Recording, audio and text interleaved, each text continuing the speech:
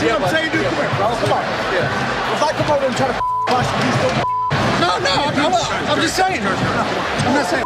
That man is, bro. You've been here for 48 fights. I guess go. I get it, bro. Respect champion, dude. The UFC 281 main event fight between Dustin Poirier and Michael Chandler won the fight of the night honors that evening. But the backlash from the actions inside the cage continues to be showcased in the media. Immediately following the bout, Poirier accused Chandler of dirty behavior. The altercation between the two was caught on film and has now been released for fans to see. Now in the video release of the minutes immediately following the conclusion of the fight, fans can see just how mad the Diamond really was. Dude, look at the reason Paddy the Baddie gets as big as he is, because it's like you get this mental disorder. I strict as fuck for about 10 weeks before that fight. Like, I'd have a little cheat meal on a Saturday, but the closer we got to the fight, 4 or 5 weeks out, I was just eating so clean to where right after, it's like I'll order 2 cheeseburgers, fucking some appetizers, and just eat until I'm so uncomfortable and so much pain. Oh my God, look at Paddy. I'm gonna send you a video, Jamie. This dude he posted today. Yeah, Paddy's, and I'm not, who am I to fucking say, but I mean, I know that's just not good for you. How much he gets up to 200 pounds. Joe Rogan recently asked O'Malley if the painful weight cut and strict diet ahead of fights could lead to binging right after the fight is over. Sugar took his own example, admitting to having consumed uncomfortable amounts of food right after a fight. However, O'Malley believes that the extent and consistency of Pimblett's binge eating could result in eating disorders. Paddy Pimblett has gained notoriety for ballooning up to even 200 pounds in between fights. The baddie responded by claiming that his weight issues are being blown out of proportion as his diet starts way before fight camp. Do you believe Pimblett has an eating disorder? We would like to hear your opinion. Dana White explains Jiri Prochazka fight cancellation. Jiri Prochazka has suffered the worst shoulder injury the doctors have seen in UFC history, according to President Dana White. Speaking to Yahoo Sport, White said that Prochazka's injury is really bad, claiming that he's going to have serious surgery that will require extensive recovery. The Czech was set to defend the UFC light heavyweight title in a highly anticipated rematch against Glover Teixeira in the main event of UFC 282 on December 10th.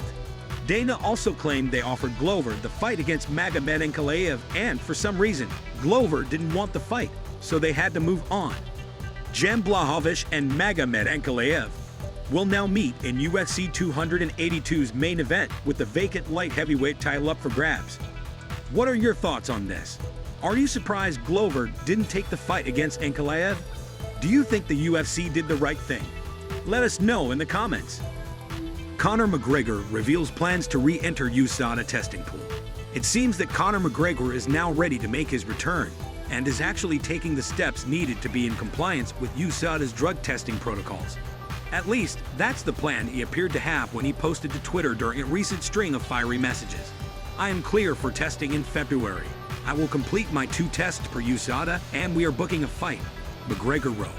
If Conor really is prepared to fight again and actually puts himself back into the testing pool, it will be interesting to see how he is matched up in a lightweight division that is completely different than the one he last competed in. Who do you want to see Conor McGregor fight in his UFC comeback? Now it's time for our take. Is Jon Jones really going to fight again? Bones has been sitting out for a fairly long time. He has not competed in the octagon in more than 2 years.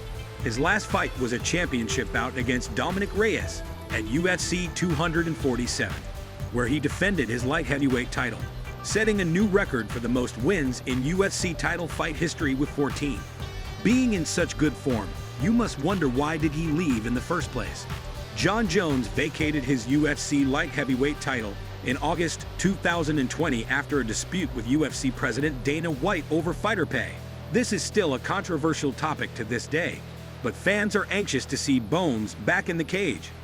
Let's take a look at what can lure him back to mixed martial arts. The money. Fighters fight for a living. Even though we're sure that Jon Jones is not doing badly on the financial side of things, money can only last so long if you're not making any back. Becoming a 2-weight division champ. This man is a record breaker, a 2-weight division champion. He must be thinking about that one, especially considering that achieving this milestone will only take him closer to that GOAT throne. The UFC needs him. Let's not ignore the elephant in the room. Jon Jones is still the biggest name across the light heavyweight and heavyweight division. Him coming back to the UFC can only be a net positive for the organization. Not everything is roses for Jones though. Almost 3 years of inactivity is a lot of time. We know he's been training, but fighting in a gym, it's not the same as fighting under the spotlight in front of thousands of people. He's also had some legal problems in the past. And let's not forget the main reason he left. He feels he deserves a massive payday. So he must come to terms with Dana first, if he wants to fight. A Jon Jones return is definitely still a mystery, but we believe he comes back mid-year 2023 and fights Francis Ngannou, submits him and breaks all the pay-per-view records, solidifying his place as the greatest of all time, and walks away with a boatload of cash. Who do you think Jones should fight next? And is he the GOAT for you? Let us know in the comments, and thank you for listening to another edition of Our Take. Let's get back to the news.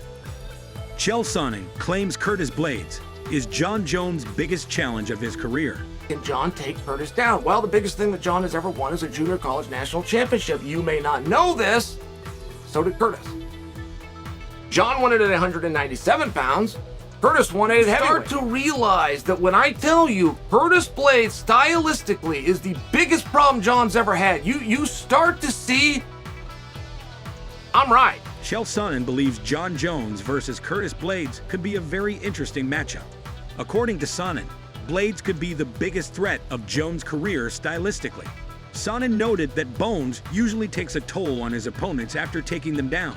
However, the American gangster wonders whether Jones will be taking Blaydes down at all, considering they both have the same wrestling credentials, national state wrestlers champions. Sonnen also believes that Jones' age of 35 and 3 years of inaction could play to the advantage of Razor, who is 4 years younger. Do you agree with Sonnen? Is Curtis Blaydes really the toughest challenge for Jon Jones? Adesanya shares how he felt right before UFC 281. It's one of the most in-the-moment places you can ever be. You can't be anywhere else but this. That's just such a... I love that feeling. Especially when I knew when I came on screen already, I knew I was like 5'4", and then boom. I just kind of knew. I looked at the screen at one point, I just smiled like, look at this guy. It's cool.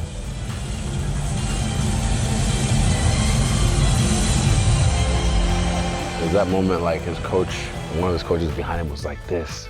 And it was right at the crescendo of like the peak of the song. And I was looking at him, he was just standing right there. This coach was doing the most. It was animated behind him. And it just felt like I was in the movie. And that moment just gave me like you're in it, like you're just in it.